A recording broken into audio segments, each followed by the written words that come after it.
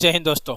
आज के वीडियो में हम लोग बात करने वाले हैं एसएससी एमटीएस 2023 मैथमेटिक्स का जो 20 क्वेश्चन आता है उसके बारे में। ये जो एग्ज़ाम जिस एग्ज़ाम तो आपको पता है एसएससी एमटीएस, जिस तारीख का मैं आप लोगों के लिए यहाँ पे क्वेश्चन लेके आया हूँ वो तारीख है 1/9/2023 1/9/2023 है। और ये जो एग्ज़ाम का जो समय था वो 4 बजे से 5:30 बजे था। यहाँ पर आपको 6 बजे नज़र आ रहा होगा, बट एग्ज़ाम का जो टाइमिंग था 4 बजे से 5:30 बजे था। ठीक है ना।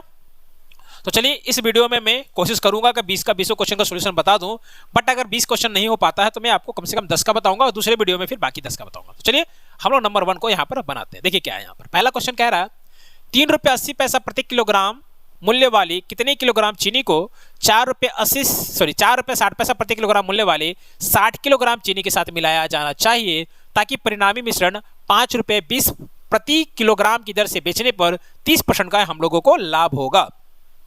ठीक है ना। तो चलिए हम लोग इसको बनाते हैं। ध्यान दीजिए यहाँ पर ये जो 3 रुपये 80 पैसा हमारा दिया हुआ है वो पहले किस्म का क्रय मूल्य है और 4 रुपया 60 पैसा जो है वो दूसरे किस्म का भी क्रय मूल्य है। इसके मिक्सचर को बेचा जा रहा है 5 रुपया 20 पैसा में, जो कि विक्रय मूल्य है। ध्यान रखिएगा, ये है क्रय मूल्य, ये भी है क्रय मूल्य। तो जो हमारे पास मिक्सचर का जो प्राइस है वो भी क्रय मूल्य होना चाहिए, तभी हम यहाँ पर एलिगेशन का यूज कर सकते हैं। ठीक है जी हाँ दोस्तों, ये क्वेश्चन जो है वो एलिगेशन से बनने वाला है।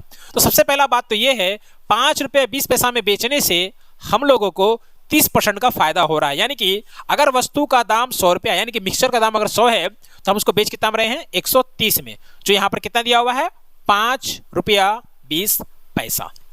अब ध्यान दीजिए 13 चौके 52 होता है, यहाँ पर 5 2 52, यानी कि है अगर दशमलव को हटा दिया जाए, मान के चला जाएगा यहाँ पे दशमलव नहीं है तो 13 चौके 52, यानी कि 100 का जो वैल्यू हो जाएगा वो 4 रुपया निकल कर आएगा। ठीक है ना। तो यहाँ पर हम लोगों को लिखना होगा 4 रुपया।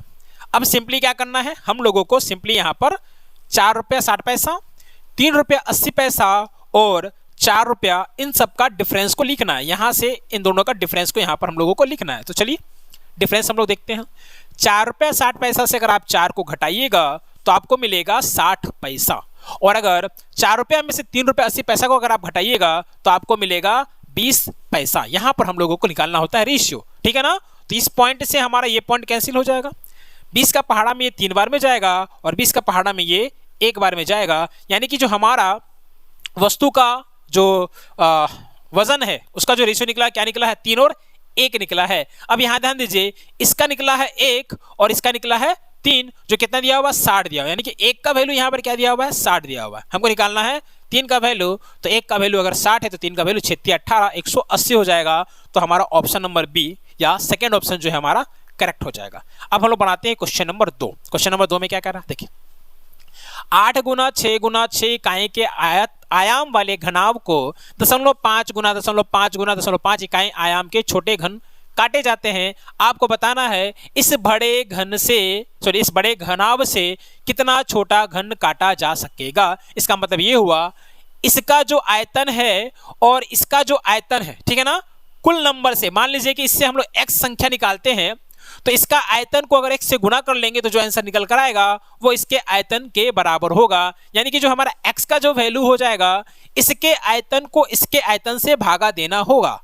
घनाभ के आयतन से घन के आयतन को भागा देना होगा, घन के आयतन से घनाभ के आयतन को भागा देना होगा, तो हमको नंबर ऑफ घन मिल जाएगा। तो यहाँ पर लिखना होगा 8 गुना 6 गुना 6 बटा में 0.5 गुना 0.5 गुना 0.5। सिंपली अगर हम यहाँ से पॉइंट को रिमूव करते हैं तो यहाँ पर 1 आएगा 10, इसको रिमूव करते हैं तो फिर आएगा 10 और इसको रिमूव करते हैं तो फिर आएगा 10। अब सिंपली आप इसको क्या कीजिए, इसको आपको कर लेना है सोल्व। तो ध्यान दीजिए 5 से ये कटेगा 2 बार में, फिर ये 5 से कटेगा ये 2 बार में और ये 5 से कटेगा ये 2 बार में। अब सिंपली आप क्या कीजिए गुना कर लीजिए। तो सबसे पहले आप इकाई के अंक को गुना करके देखिए।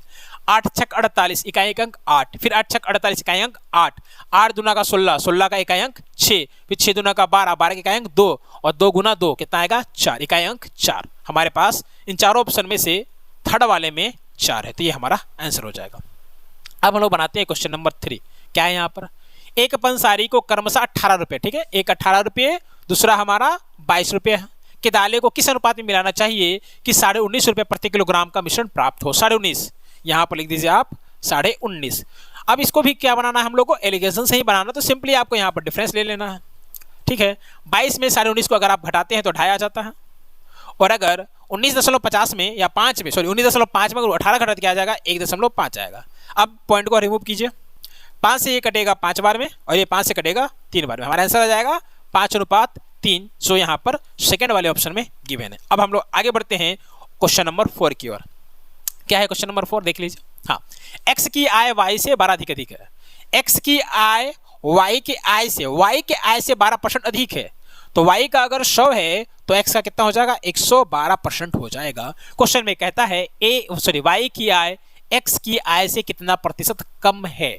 अब y का आय बताना है, किससे कंपेयर करना है, सॉरी y की आय x की आय से कितना प्रतिशत कम है, तो x से कंपेयर करना है, तो x वाले को लिख दीजिए नीचे। ध्यान रखिएगा, जिससे कंपेयर किया जाता है वो बट्टा में लिखाता है, और डिफरेंस बोला है तो इन दोनों का डिफरेंस कितना हो जाएगा, 12 हो जाएगा। क्योंकि आंसर परसेंटेज में दिया हुआ है तो यहाँ पर लिखना होगा 100। अब इसको आप सिंपली सॉल्व कर लीजिए, आपका आंसर आ जाएगा। तो 4 से काटिए, 4 तिया 12, इसको अगर आप 4 से काटिएगा तो 4 दूना का 8, बचा कितना 3, तो 4 × 8 = 32। फिर 4 से काटिएगा, 4 × 7 = 28, और ये कटेगा 25 बार में 100, क्या आ जाएगा 25 × 3 यानी कि 75 बट्टा में 7, तो 7 दाएं के 70, तो 10.5/7 हमारा आंसर होगा, जो फर्स्ट वाले ऑप्शन में गिवन है। आगे बढ़ते हैं क्वेश्चन नंबर 5। क्या है क्वेश्चन नंबर 5 में, यदि ब्याज साधारण ब्याज पर 3 वर्ष में 3650 रुपया 4526 हो जाता है। ठीक है, 3650 रुपया 4526 हो जाता है 3 सालों में। तो पहले इसका आप अंतर निकाल लीजिए, 4526 में आप 3650 का अंतर निकालिएगा तो ये होगा 6, इससे एक लिए 12, 12 में से 5 गया बचा 7, यहाँ बचा 4, इससे लिए 14, तो यहाँ पर हो गया हमारा 8। तो 876 रुपया जो है 3 साल में हम लोगों को ब्याज के रूप में मिल रहा है। तो ध्यान रखिए ये साधारण ब्याज है, तो आपको सिंपली क्या करना होगा, 3 से इसको भागा देना होगा। अगर आप इसको 3 से भागा दें, 3 दूना का 6, बचा कितना 2, तो 3 9 27, और ये 3 दूना का 6, 292 रुपया हम लोगों को ब्याज के रूप में हर साल मिलता है। कितने रुपए में मिलता है, तो 3650 पर हमको मिलता है। हमको यहाँ पर बताना है ब्याज परसेंट, तो यहाँ पर आपको लिखना होगा 3650। चूंकि आंसर हमको परसेंटेज में देना है तो 100 से क्या करना होगा, गुना करना होगा। अब आप इसको काट लीजिए, कट जाएगा हमारे ये 0 से ये 0 कैंसिल, इसको 5 से काटिएगा तो 5 7 35, 5 7 35, और 5 3 15। अब ये 73 का पहाड़ा देखिए 4 बार में कट जा रहा है। ठीक है ना, 73 का पहाड़ा में ये 4 बार में कट जा रहा है। ठीक है ना, अच्छा इसको हम लोग 5 से काटे थे तो इसको भी 5 से काटे थे तो कितना 2 बार में कटा था, और ये 73 का पहाड़ा कितना बार कटा है, 4 बार में कटा। ठीक है, तो हमारा आंसर क्या हो जाएगा, 4 × 2 यानी कि 8%, जो हमारा सेकंड वाले ऑप्शन में गिवन है। आगे बढ़ते हैं क्वेश्चन नंबर 6। क्या है क्वेश्चन नंबर 6 में, शुद्ध दूध वाले एक पात्र में से 35% दूध निकालकर उसके स्थान पर पानी डाल दिया जाता है। इस प्रक्रिया को 3 बार दोहराया जाता है। तीसरी प्रक्रिया के अंत में दूध की शुद्धता कितनी है। ध्यान रखिएगा, हम लोग मान लेते हैं टोटल दूध हमारा जो है वो क्या है, 100 है। क्या है, 100 है। इसका फॉर्मूला होता है 1 में से आपको माइनस करना है। किसको माइनस करना है, तो जितना परसेंटेज हम लोग निकाल रहे हैं और रेट कर रहे हैं उसको ऊपर लिख दीजिए। क्योंकि परसेंटेज लिखिए तो नीचे में क्या लिखना होगा, 100 लिखना होगा, और यहाँ पर पावर देते हैं हम लोग n। ये फॉर्मूला है, ये आप लोगों को याद रखना होगा। कुल को लिखते हैं यहाँ पर, 1 में से माइनस करते, क्या माइनस करते हैं, जितना परसेंटेज दिया हुआ है उसको माइनस करते। तो 35% दिया तो परसेंट को रिमूव करने के लिए बट्टा में 100, और यहाँ पर पावर देंगे n। ठीक है ना, n क्या होता है, जितनी बार दोहराया जा रहा है। तो यहाँ पर 3 बार दोहराया जा रहा है, इसलिए यहाँ पर दे देंगे हम लोग 3। अब इसको सिंपली आप सोल्व कर लीजिए, आपका आंसर आ जाएगा। तो 5 से देखिए कटेगा 5 7 35, और ये कटेगा 5 से 20 बार में। अगर आप इसको सोल्व करते हैं तो 100 गुना क्या आ जाएगा, 13/20। देख लीजिए, 20 - 7 तो 13/20, इसका पावर 3, ये 3 बार हम लोगों को लिखना होगा। ठीक है, अब आप इसको सिंपली सोल्व कीजिए, आपका आंसर मिल जाएगा। देखिए कटेगा 20 20 25 100, 5 बार में कट गया, और ये 5 से कटेगा 5 के 20 यानी कि 13 का क्यूब। ठीक है, 13 का क्यूब, और नीचे में आ जाएगा आपका 80। तो 13 का क्यूब जो होता है वो 2197 होता है। क्या होता है, 2197। आप अगर याद नहीं रख सकते हैं तो कोई बात नहीं, बट्टा में 80। अगर आप इसको सोल्व कीजिएगा तो आपको आंसर मिल जाएगा। एक ट्रिक मैं आप लोगों को यहाँ पर बता देता हूँ कि अगर आपको 13 का क्यूब निकालना हो तो इसका क्या ट्रिक होता है वो आप लोग जान लीजिए। ठीक है ना, 13 का क्यूब निकालने का ट्रिक मैं आप लोगों को यहाँ पर बताता हूँ। ठीक है, 13 का क्यूब अगर आपको निकालना है तो सिंपल सा तरीका ये है, आप यहाँ पर 1 लिखिए, फिर 3 लिखिए, फिर 3 का पावर 2 यानी कि 3 3 9, और फिर 3 का पावर 3 यानी कि 27। ठीक है, इसका दुगना 6, इसका दुगना 18, सिंपली इसको आप क्या कीजिए, जोड़ दीजिए। ठीक है, ये हो गया हमारा 7, ये 2 जाएगा इसके पास, तो 18 और 2 20, 20 और 9 29 का 9 है ना, बचा कितना 2, तो 6 3 9 2 11 का 1 बचा 1 1 और 1 2, कितना है 2197। तो 13 का क्यूब कितना होता है 2197। 2197 को अगर आप 80 से भागा दीजिएगा तो आपका जो आंसर आएगा वो निकल कर आएगा 27.37/80। तो इस क्वेश्चन का आंसर ये हो जाएगा। आगे बढ़ते हैं क्वेश्चन नंबर 7 की ओर। क्या है क्वेश्चन नंबर 7? देखिए, 2 अंकों की वह सबसे बड़ी संख्या ज्ञात कीजिए जिससे 219, 365 और 511 को भाग देने पर क्रमशः 3, 5 और 7 शेषफल बचता है। मेरे पास ये 4 ऑप्शन है, इन चारों में से कोई एक ऐसा संख्या होगा जिससे इसको भागा देंगे तो 3 बचेगा, 365 को भागा देंगे तो 5 बचेगा, 511 को भागा देंगे तो 7 बचेगा। ठीक है, तो आपको बताना है इन चारों में से कौन सा ऑप्शन सही है। तो हमारे पास केवल यही 4 ऑप्शन है, तो हम लोग ऑप्शन की मदद से इस क्वेश्चन को बनाएंगे, क्योंकि ऐसे में से क्वेश्चन अगर आप ऑप्शन से बनाते हैं तो समय का बचत होता है और क्वेश्चन भी सही बनता है। तो चलिए इसको हम लोग ऑप्शन से बनाएंगे। तो सबसे पहला बात तो ये है कि इन सबसे भाग देने पर हमारा शेषफल बच जा रहा है, हमको कुछ ऐसा करना होगा कि शेषफल ना बचे। तो क्या करना होगा, इससे 3 घटाइए, इससे 5 घटाइए, इससे 7 घटाइए, जितना शेषफल बचा उसको आप घटा दीजिए। अब जाकर के जो हमको नंबर मिलेगा वो पूरी कट जाएगा। तो 219 में से अगर आप 3 घटाएंगे तो कितना आएगा 216, 365 में से अगर आप 5 घटाएंगे तो आएगा 360। ठीक है, और 511 से अगर आप 7 घटाएंगे तो आपका 504 आएगा। अब आपको देखना यह है कि ये तीनों का तीनों संख्या इन चारों में से किससे पूरी भाग लग जाता है। ठीक है ना, आपके पास 2-3 तरीका है। पहला तरीका तो ये है, आप एक संख्या को भाग लगा कर देखिए। ठीक है, एक संख्या को आप भाग लगा करके देखिए, अगर एक संख्या इन चारों में से एक से लगता ही हो तो वही आंसर हो जाएगा, अगर 2 से लगता है तो फिर हमको दूसरा को भी चेक करना होगा। लेकिन इससे भी आसान तरीका ये होगा ना कि आप इसको फैक्टराइज कर दीजिए। क्या कीजिए, फैक्टराइज। इसको क्या लिखेंगे 9 गुना 8। आप चाहे तो इसको और तोड़ सकते हैं, ठीक है, बट हम लोग तोड़ेंगे इसको बड़ा से बड़ा संख्या के रूप में। ठीक है ना, तो 9 गुना 8। ठीक है, उसके बाद 63 को क्या 9 गुना 7, क्या 9 गुना 7। 53 को हम लोग तोड़ नहीं सकते, लेकिन इसको तो तोड़ सकते हैं। तो 42 सॉरी इसको अगर हम लोग तोड़ेंगे तो आपका 21 गुना 2 यहाँ पे 82 है। सॉरी 82 को अगर आप तोड़िएगा तो ये हो जाएगा आपका 41 गुना 2, यहाँ पर हो जाएगा आपका, सॉरी 41 गुना 2, हाँ 41 गुना 2 आपका यहाँ पर हो जाएगा। अब यहाँ पर आपको सोल्व करना है इसको। ठीक है, चलिए इसको सोल्व करते हैं हम लोग। अब देखिए यहाँ पर 2 से तो भागा सब लग रहा है, तो हम पहले क्या करते हैं ना, इन दोनों को चेक कर लेते हैं, क्योंकि इन दोनों को चेक करना थोड़ा सा आसान होता है, 53 वाले को चेक करना थोड़ा सा मुश्किल होता है। ठीक है ना, तो पहले हम इन दोनों को चेक कर लेते हैं। ध्यान रखिएगा, अगर तीनों का तीनों संख्या 9 से और 8 से दोनों से भाग लग जाए तो हमारा आंसर 72 हो जाएगा, और अगर 9 8 से ना लग करके 9 7 से लग जाएगा तो हमारे तीनों तो हमारा 63 आंसर हो जाएगा, और अगर 53 से लग जाएगा तो हो जाएगा, और अगर 41 और 2 दोनों से भाग लगता है तो हमारा आंसर 42 हो जाएगा। ठीक है ना, 82 हो जाएगा। ठीक है ना, तो चलिए इसको भाग लगाते हैं। ठीक है, देखिए क्या 9 से अगर हम भाग लगाएं तो देखिए 9 से ये भी लग जाएगा, 6 1 7 तो 9, 6 3 9 और ये 5 4 9, 9 से लग जा रहा है। अब अगर हम 8 का बात कर ले तो देखिए 8 से लगेगा, 8 दूना का 16 बचा कितना 5, तो 8 7 56, ये 8 से लग गया। 8 के 32 बचा कितना 4, 8 5 40, 8 से लग गया।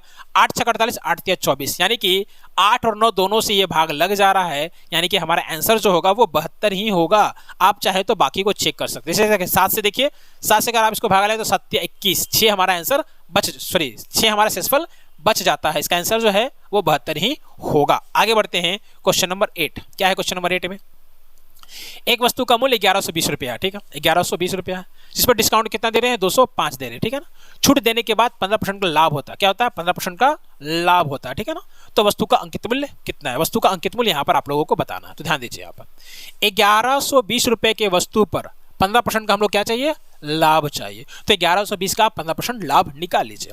तो 1120 का 15%, तो किसी भी संख्या का 10% पहले आप निकालिए, उसके बाद उसका आधा कर दीजिएगा तो आपको 5% मिल जाएगा। तो 10% और 5% को जोड़ देंगे तो 15% हम लोगों को मिल जाएगा।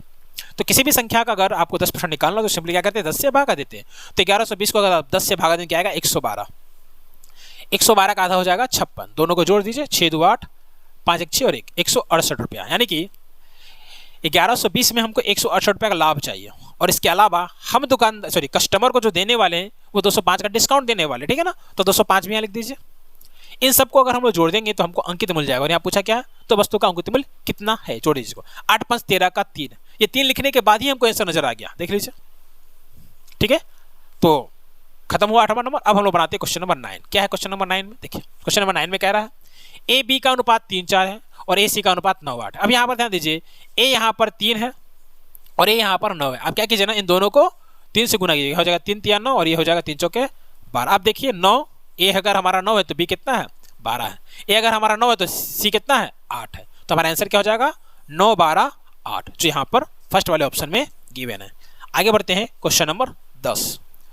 तो ये 10वां नंबर क्वेश्चन जो हमारा लास्ट क्वेश्चन होगा। नेक्स्ट वीडियो में मैं आप लोगों को बाकी के 10 क्वेश्चन का सोल्यूशन बताऊंगा। चलिए इसको हम लोग सॉल्व करते हैं। देखिए क्या है, एक नाविक नाव चलाकर 6 घंटे में धारा के अनुकूल 36 किलोमीटर और धारा के प्रतिकूल 24 किलोमीटर की दूरी तय करता है। अब ध्यान दीजिए, हम लोग क्या करते हैं ना, धारा की चाल और नाविक की चाल, धारा की चाल को हम लोग y मान लेते हैं और नाविक का चाल को क्या मान लेते हैं x मान लेते हैं। जब धारा की दिशा में जाएगा तो चाल हो जाएगा x प्लस वाई, और धारा के विपरीत जाएगा तो हमारा हो जाएगा चाल x माइनस वाई। ठीक है, अब यहाँ कह रहा है कि धारा के दिशा में जा रहा है 36 और विपरीत जा रहा है 24, तो इन दोनों दूरी कवर करने में लग रहा है 6 घंटा। ठीक है, अब हम लोग इसका एक इक्वेशन बनाते हैं। तो इक्वेशन क्या होगा, यहाँ पर समय दिया हुआ है, ठीक है ना, तो समय बराबर क्या होता है चाल बटा दूरी बटा चाल। तो दूरी हमारे कितना है 36 और यहाँ पर है x प्लस वाई, और यहाँ पर हमारा 24 बट्टा में है x माइनस वाई, जोड़ने पर क्या आ रहा है 6 आ रहा है। ये हुआ पहला इक्वेशन। आगे बढ़ते हैं, जब वह धारा के अनुकूल 24 और धारा के प्रतिकूल 36, अब उलट देना है, 24 की जगह 36 और 36 की जगह 24, तो यहाँ पर लिख दीजिए 24 बट्टा x प्लस वाई और यहाँ पर 36 बट्टा x माइनस वाई। तो हमारे पास क्या आएगा 6.5 घंटा, 6 घंटा प्लस 1/2, 6 में अगर 1/2 आप जोड़िएगा तो 13/2 हो जाएगा। क्या हो जाएगा हमारा 13/2। अब इसको आपको सॉल्व करना है। तो आज की वीडियो में फिलहाल इतना ही, नेक्स्ट वीडियो में मैं बाकी का सॉल्यूशन लेकर के आऊंगा। तब तक के लिए जय हिंद, जय भारत।